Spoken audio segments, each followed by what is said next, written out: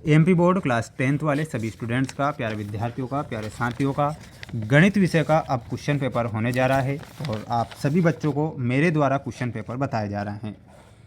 आप सभी बच्चों से मैं यही कहूँगा कि आपको जो पेपर दिया जा रहा है इस पेपर को ध्यान से देखें, क्वेश्चन को बिल्कुल भी मिस नहीं करेंगे क्योंकि ये पूरा का पूरा पेपर आ चुका है जो आपको परीक्षा में 100% दिया जाएगा और पूछा जाएगा।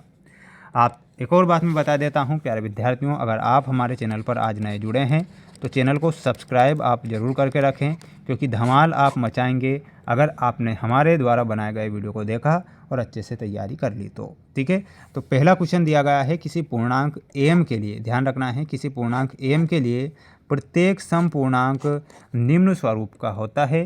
तो आपसे स्वरूप पूछा है तो स्वरूप क्या हो जाएगा, 2m हो जाएगा। ठीक है, तो इसमें आपको 2m करेक्ट उत्तर के रूप में लिखना है जो कि हमारा आंसर क्या होगा, सही हो जाएगा। एक बार सभी बच्चे वीडियो को लाइक करेंगे, चैनल पर नए हैं तो सब्सक्राइब आपको करके रखना है और अच्छे से याद करना है। यदि a1/a2 बराबर b1/b2 बराबर नहीं c1/c2 हो तो हमें हल प्राप्त होगा। तो हमें अनंततः अनेक हल प्राप्त होंगे, तो ये आप लिखेंगे अनंततः अनेक हल। अगला क्वेश्चन देखिएगा, द्विघात समीकरण 4x² - x + 1 बराबर 0 के मूल होंगे। तो मूल कैसे होंगे, तो उनके मूल होंगे काल्पनिक। समांतर श्रेणी 7, 10, 13, 16 का जो 10वां पद होता है, 10वां पद क्या होगा, 34 होगा। तो इसमें आपको 34 लिखना है। अगर बात आप इन्हें अच्छे से याद करते हैं तो प्यारे विद्यार्थियों निश्चिंत रहिए, आपके अच्छे नंबर आएंगे। आप सभी बच्चों को मेरे चैनल के द्वारा बिल्कुल दिल से मेहनत की जा रही है और आपके लिए प्रत्येक विषय के पेपर के लिए मेहनत करूँगा, ये आपको निश्चिंत रहना है। और ये नहीं सोचना है कि हमें इन क्वेश्चन को याद नहीं करना है, बिल्कुल याद करना है। tan 60 डिग्री का मान है करनी 3, ध्यान रखना है। ये क्वेश्चन कई बार परीक्षाओं में आया है और इस बार भी परीक्षाओं में देखने को मिलेगा, तो आप सभी बच्चे बिल्कुल भी क्वेश्चन छोड़ेंगे नहीं। ठीक है, अगला क्वेश्चन देखिएगा। अगला क्वेश्चन ये रहा आपकी स्क्रीन के सामने, देख सकते हैं रिक्त स्थान यहाँ पर दिए जाएंगे। पहला क्वेश्चन है, बहुपद ax² + bx + c बराबर 0 के शून्यकों का गुणनफल क्या होता है। इसमें आपको लिखना है c/a। बिंदु -4, 7 चतुर्थांश में स्थित हैं, तो ये आपको लिखना है कौन से चतुर्थांश में स्थित होंगे, ये होंगे तृतीय चतुर्थांश में स्थित। तो इसमें आपको क्या लिखना है, तृतीय। भाई बिंदु से वृत्त पर खींची गई स्पर्श रेखाएं केंद्र पर कोण बनाती है। तो केंद्र पर वो कोण बनाएगी 90 डिग्री का, तो यहाँ पर 90 डिग्री लिखेंगे। वृत्त की परिधि आप सभी बच्चे बचपन से पढ़ते आ रहे हैं, 2πr। तो ये वृत्त की परिधि होती है, ये आपको क्या करना है, याद कर लेना है। बढ़ेंगे अगले क्वेश्चन की ओर। वृत्त की सबसे बड़ी जिह्वा क्या होती है, तो वृत्त की सबसे बड़ी जो जिह्वा होती है वो व्यास कहलाती है। तो यहाँ पर आपको व्यास लिखना है। ठीक है, तो ये आपको ध्यान रखना है सभी साथियों को, प्यारे विद्यार्थियों को, और अच्छे से मेहनत आपको करना है। बिल्कुल दिल से मेहनत अगर करेंगे तो दिल से नंबर आएंगे। चैनल पर नए जुड़े हैं तो प्यारे विद्यार्थियों आज चैनल को सब्सक्राइब कर लेना है। बहुपद x² - 3x - 4 के शून्यक 1 और 4 हैं, बिल्कुल आपका ये क्या हो जाएगा, सत्य हो जाएगा। मूल बिंदु के निर्देशांक 0, 0 होते हैं, ये सत्य लिखना है। समांतर श्रेणी में सर्वांतर धनात्मक, ऋणात्मक या शून्य हो सकता है, ये आपको क्या लिखना है, असत्य लिखना है। ठीक है, असत्य।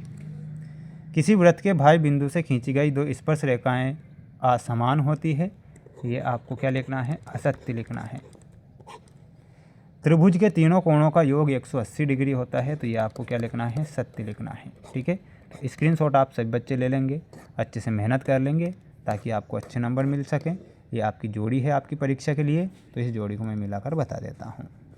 sin² θ + cos² θ का मान पूछा है, तो इसका मान होता है 1। sin 90 - θ का मान आएगा परीक्षा में, तो इसमें आपका हो जाएगा ऑप्शन नंबर ई, cos θ। sec² θ - 1 का जो मान होता है वो क्या हो जाएगा, तो यहाँ पर जो सही आंसर होगा वो होगा tan² θ। tan 30 डिग्री का मान, तो 1/3। कोट थीटा का मान, तो इसमें आपका सही आंसर क्या हो जाएगा, कोट थीटा का मान हो जाएगा 4th में, है ना, 4th का आंसर 5th का आंसर है, ये है ऑप्शन नंबर सी, है ना, ये मिल गया यहाँ पर सी, ये आप लिखेंगे। ठीक है, इसके बाद देखिएगा अगला क्वेश्चन, प्रत्येक का आपको एक वाक्य में उत्तर देना है। एक बार सभी बच्चों को, सभी प्यारे विद्यार्थियों को चैनल को सब्सक्राइब करके ही रखना है पेपर को अच्छे से याद कर लेना है ताकि अच्छे नंबर आ सकें। द्विघात समीकरण 3x² - 5x + 2 = 0 का विविक्तीकर क्या होता है? तो विविक्तीकर होता है d = 1। शंकु के आयतन का सूत्र आपसे पूछा गया है, तो इसमें आपको लिखना है 1/3 πr²h। आंकड़ों में सर्वाधिक बारंबारता वाला वर्ग क्या कहलाता है? तो उसे कहते हैं बहुलक वर्ग। क्या कहते हैं? तो उसे बहुलक वर्ग बोला जाता है। समांतर माध्य ज्ञात करने का सूत्र क्या होता है? तो वो होता है प्यारे विद्यार्थियों x - सिग्मा x1/n।